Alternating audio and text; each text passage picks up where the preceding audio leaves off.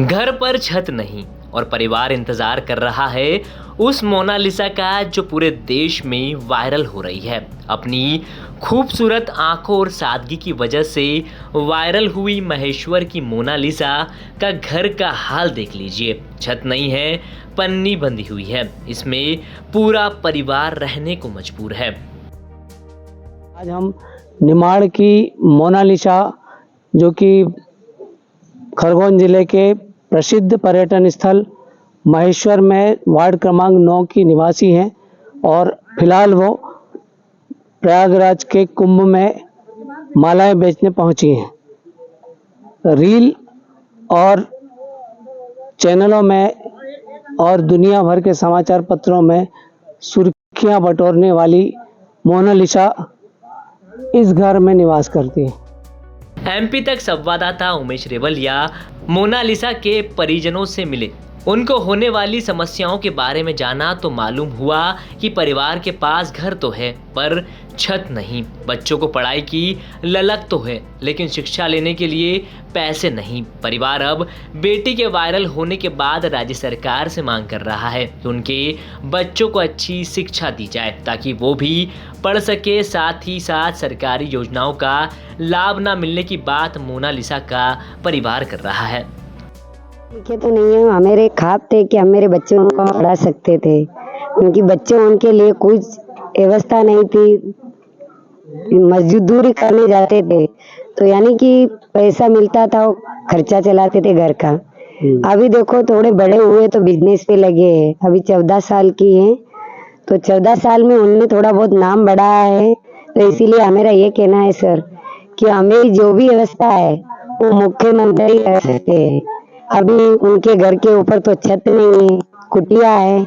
अभी बिजनेस के लिए इलाहाबाद गए, प्रयागराज में, वो भी तीर्थ स्थान में गए तो उनका नाम बड़ा है। तो आप जो मुख्यमंत्री है वो जो हमारे बच्चे बाकी के बच्चे उनकी तरह अनपढ़ नहीं रहे, इसीलिए मेरे बच्चे उनकी कुछ व्यवस्था कर सकते और जो अपने बच्चे उनके दाखला मांगते वो दाखला बनाने की कोशिश कर सकते हैं।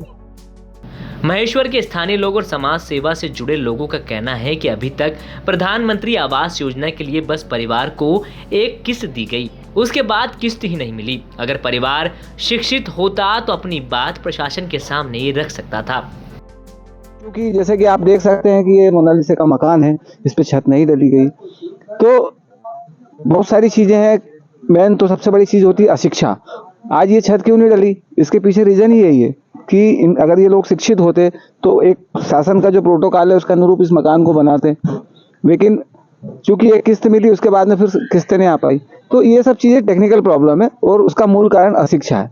आज महेश्वर की एक लड़की जिसने पूरी दुनिया में अपना ही नहीं इस शहर का नाम भी गौरवान्वित किया है, उसके लिए काफी महेश्वर के लोग प्रसन्न हैं और सभी लोग मोनालिसा के लिए दुआएं कर रहे हैं कि वो अपने क्षेत्र में ऊंचाई को प्राप्त करें।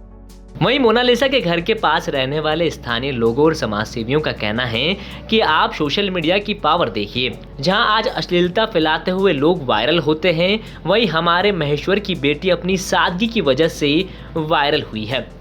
यहाँ की एक बेटी वायरल हुई है और वायरल होने का कारण आज आप देख सकते हैं कि रील पर अर्धनग्न होने वाले इस दौर में एक लड़की सादगी से फेमस हो गई, ये बड़ी बात है। तो उनकी जो और प्राकृतिक, मतलब आप देखिए कि बिना किसी मेकअप के इतना फेमस होना। और हम आज के समय में सोशल मीडिया के नकारात्मकता की बात करते हैं पर हम ये भूल जाते हैं कि ये सकारात्मकता है कि एक बेटी, एक गरीब घर की बेटी, आज आप इतने चैनल्स इनके घर पर आ रहे हैं, शायद इन्होंने भी नहीं सोचा था। तो ये पावर ऑफ सोशल मीडिया।